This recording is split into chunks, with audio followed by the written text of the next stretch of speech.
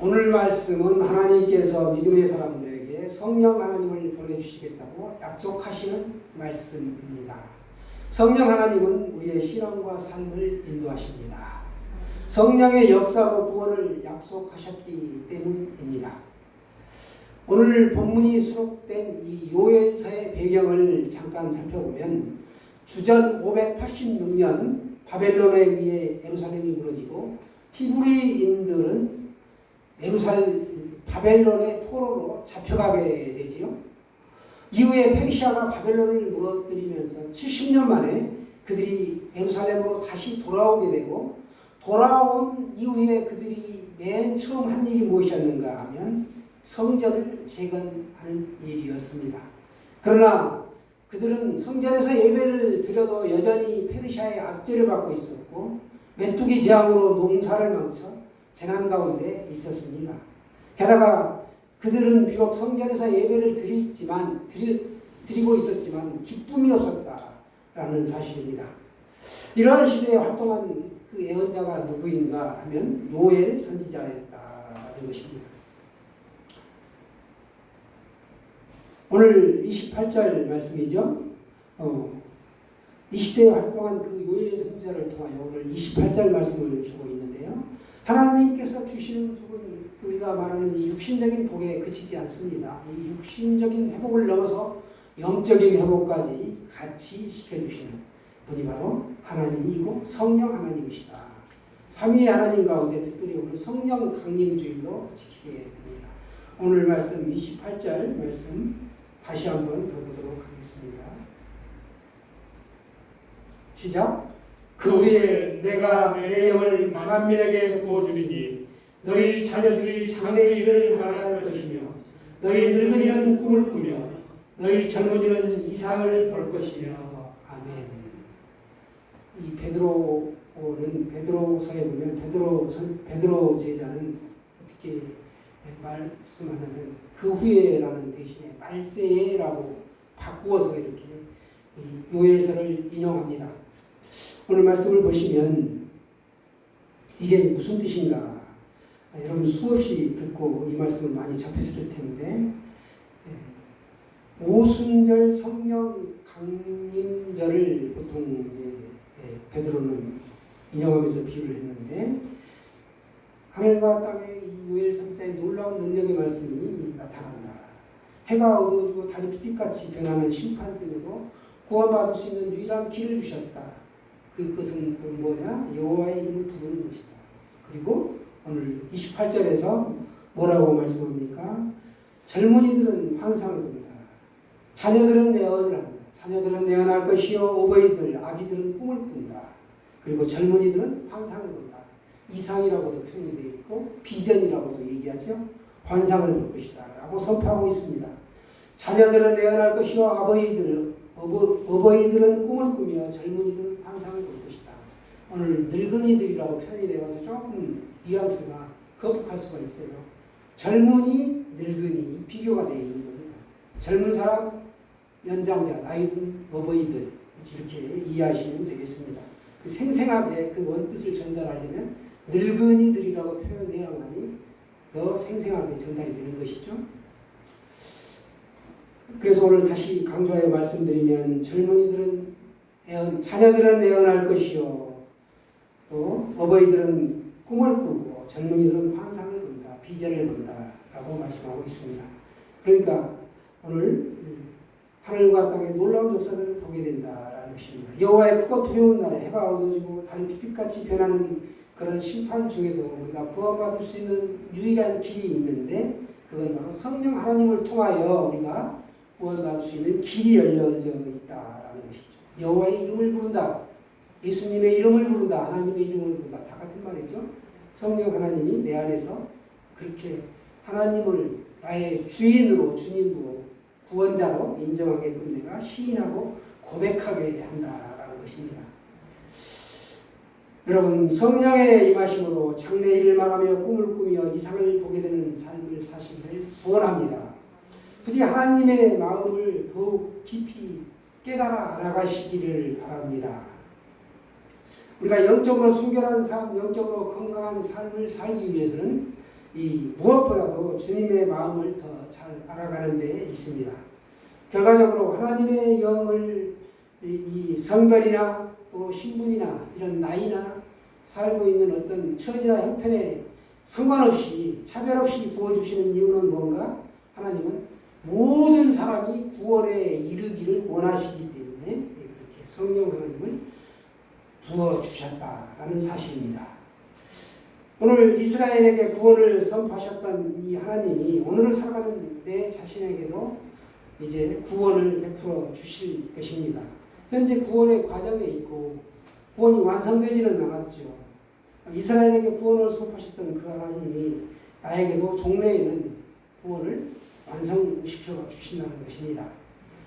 마찬가지로 내 인생에 하나님이 함께 하시면 내가 광야에서 있든지 환난이나 핍박 가운데 있든지 내 몸이 지금 병들어 아파서 실험하고 있다 할지라도 나에게 하나님은 구원을 베풀어 주신다는 것입니다.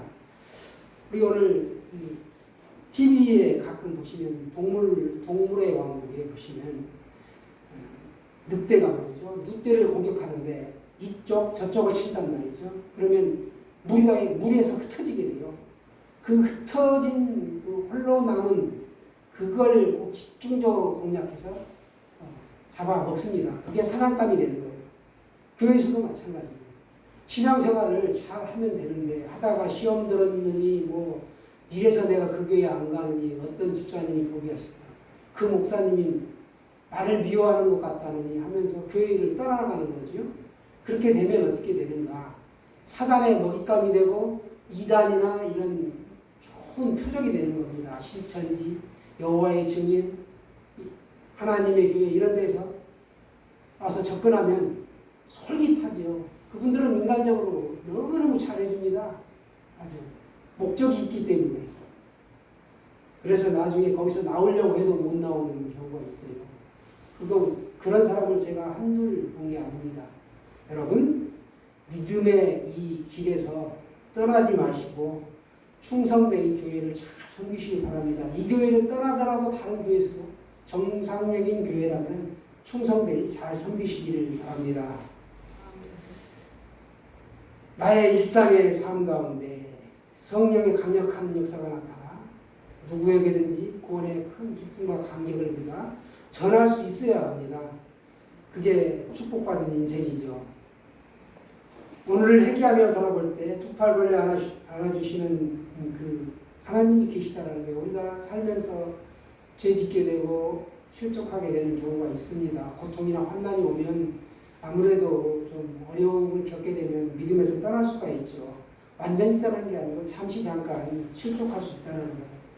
그런데 하나님은 회개하고 회개하면 돌아올 때마다 두 팔 벌려서 이렇게 안아주시고 그래 잘했다 격려해 주신단 말이에요. 위로해 주시고 회개 헬라어로 메타노이아라고 하는데요. 회개라는 것은 돌아서고 깨닫고 뉘우치고 다시 제자리로 돌아가서 하나님 안에 삶을 사는 거죠. 그러니까 회개한다라는 것은 그 나라를 바꾸는 겁니다. 나의 나라, 나 중심의 나라, 나의 그 제약된 세상 나라의 삶에서 하나님 나라로 내가 삶이 바뀌는 걸 말합니다. 하나님의 나라는 하나님이 주인인 나라예요. 세상 나라도 주권이 있고 국민, 국토가 있죠. 그 중에서 이 주권이 중요한 것처럼 내 인생의 나라, 내 나라의 중요한 것이 뭐냐? 하나님 나라로 내가 바뀌어진 삶을 살게 되는데 주권이 내가 살아가는 삶이 주권이 하나님께 있는 겁니다. 그래서 하나님이 나를 통치하고 계세요.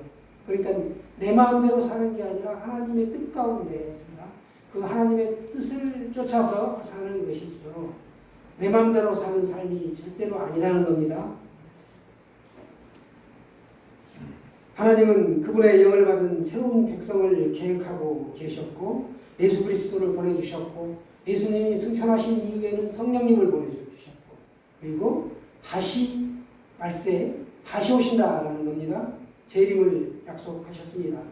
구약시대에 하나님의 영을 받은 사람은 주로 하나님의 말씀을 백성에게 전달하는 역할을 했습니다. 그 삼중직이었죠. 선지자나 제사장이나 왕이 그 역할을 감당했습니다. 그런데 성령이 이 땅에 오신 이후에는 신분이나 성별에 상관없이 젊은이나 늙은이나 남성이나 여성이나 모두에게 하나님의 영을 주셨고 중재자 없이 직접 성령님이 개개인에게 말씀해 주셨습니다. 이는 사람이 하나님의 형상으로 지음받았다는 것만큼이나 놀라운 역사적인 사실입니다. 하나님은 우상과 인성을 벗어나 새로운 나라를 만드신 것입니다. 오늘 오순절 성령 강림으로 새 시대가 열릴 걸 미리 말씀하신 것이죠. 성령 강림으로 이 땅에 나타난 가장 큰 표적이 뭔가? 이 땅에 교회가 세워진 것입니다. 교회가 탄생되었고 지금 이곳에서 여러분이 하나님을 예배하고 있습니다. 우리가 육신의 생명을 위해서는 이 땅에 음식이 필요합니다. 그렇지만 우리가 음식만으로만 살아갈 수는 없다라는 거예요. 사람은 영의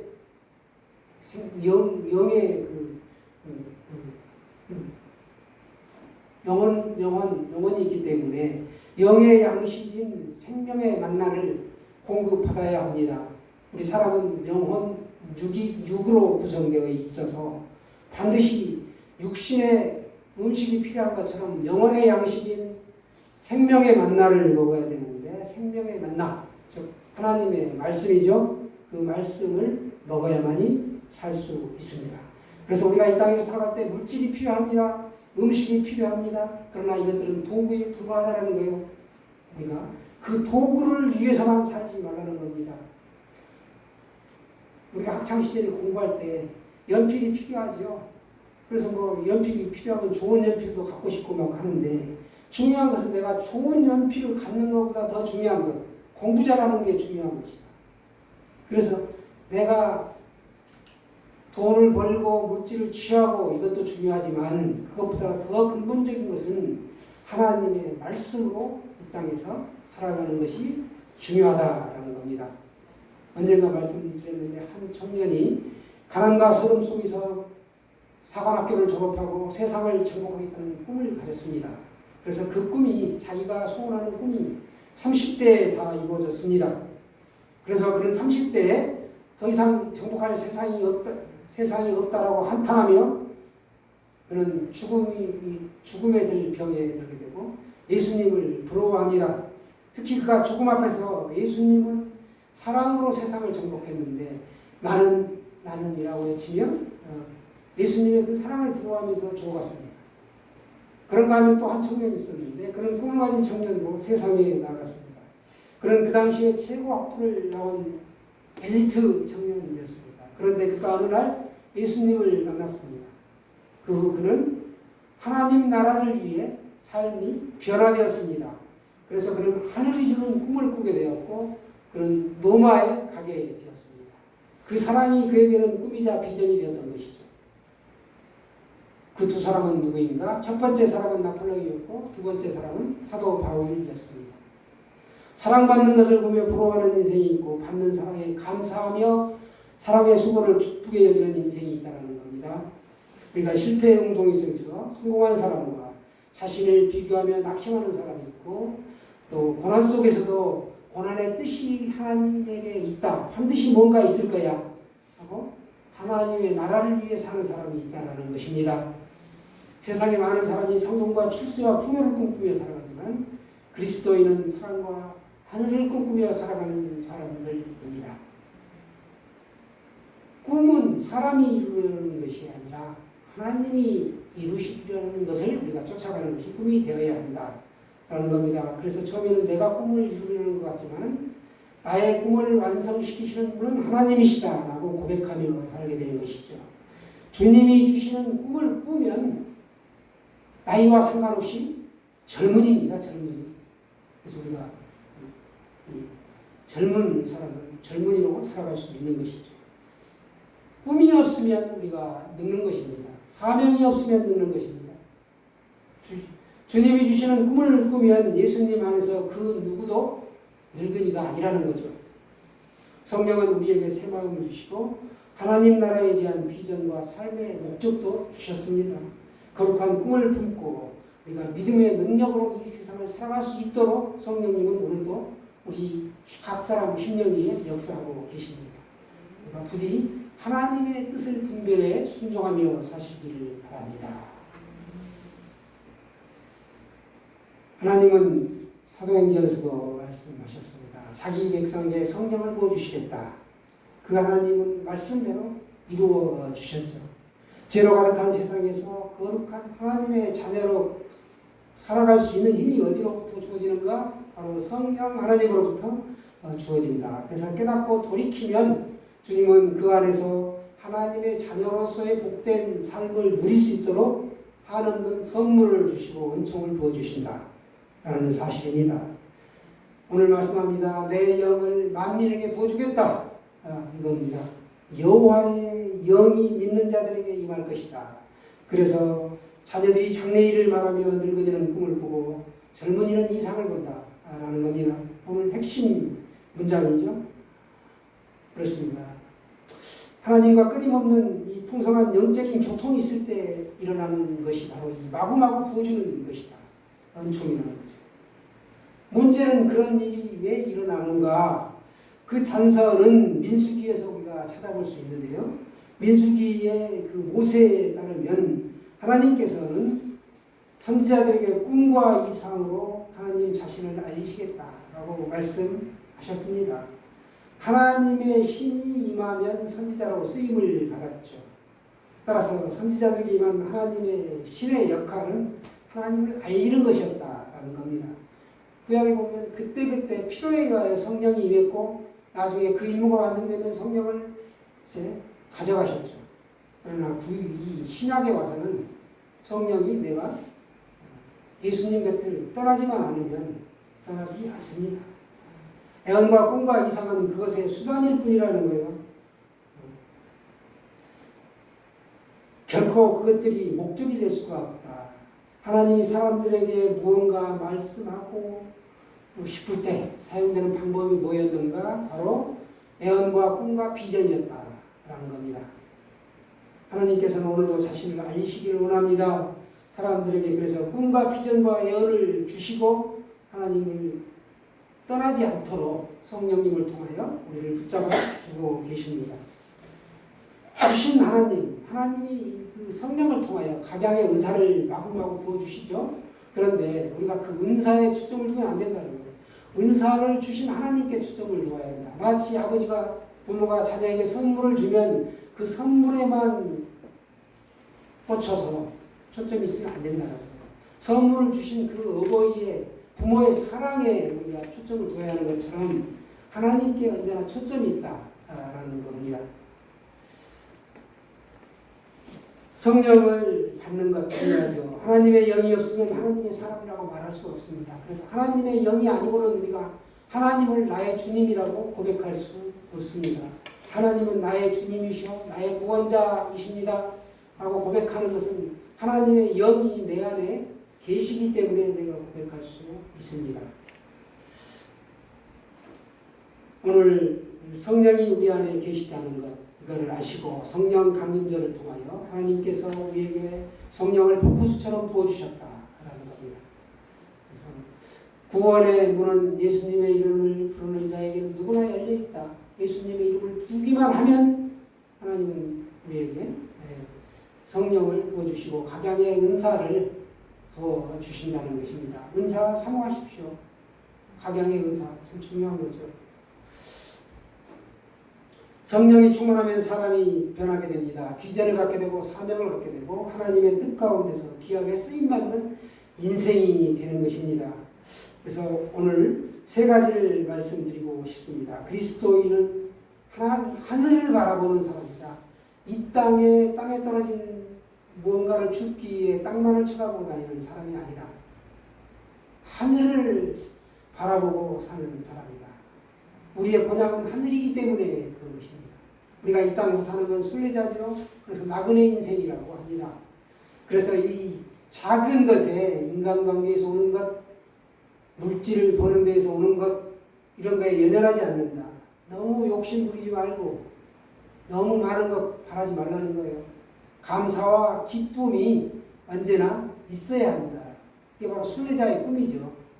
두 번째는 사명자로서 우리가 꿈이 있어야 된다. 세상의 소리가 아닌 하나님의 음성의 안테나를 세우고 살아야 한다. 우리가 누가 얘기할까봐 귀를 쫑긋하고 누가 말 한마디 하면 굉장히 예민하게 듣죠. 그런데 하나님의 음성, 하나님의 말씀은 그냥 무시해버릴 수가 있다.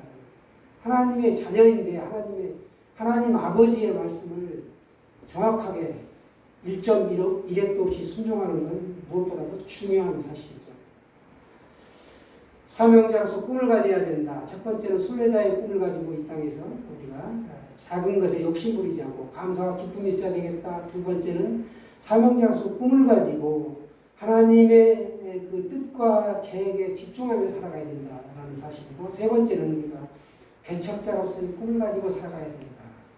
저도 어떤 그런 꿈이 있었기 때문에 예수 그림 교회를 이 익산 땅에 세우게 되었고, 우여곡절 끝에 모현동으로 이사가 오게 된 것이죠. 개척자의 길은 힘들고 외롭습니다. 믿음이 아니고는 그 길을 갈 수 없습니다. 돈이 생기고 밥이 생기고 떡이 생기는 게 아니죠. 세상에 나가서 직장을 가지고 돈을 벌면 이거보다 훨씬 더 부하게 살 수 있고 마음 편히 살 수 있습니다. 그러나 그건 세상적인 삶이라는 것. 물론 그 자리에서도 하나님이 쓰임받는 역할이 있습니다. 그러나 하나님이 음성을 통하여 꿈을 통하여 들려주셨기 때문에 우리가 이 교회에 와서 합력하여 선을 이루며 이렇게 같이 오늘도 귀한 예배 자리에 있는 것입니다. 여러분을 축복합니다. 오늘 이후로 사람을 살리고 구원하신 이 그리스도를 생각하시면서 미래를 꿈꾸며 살아가는 복된 인생 되시기를 축원합니다. 잠깐 기도.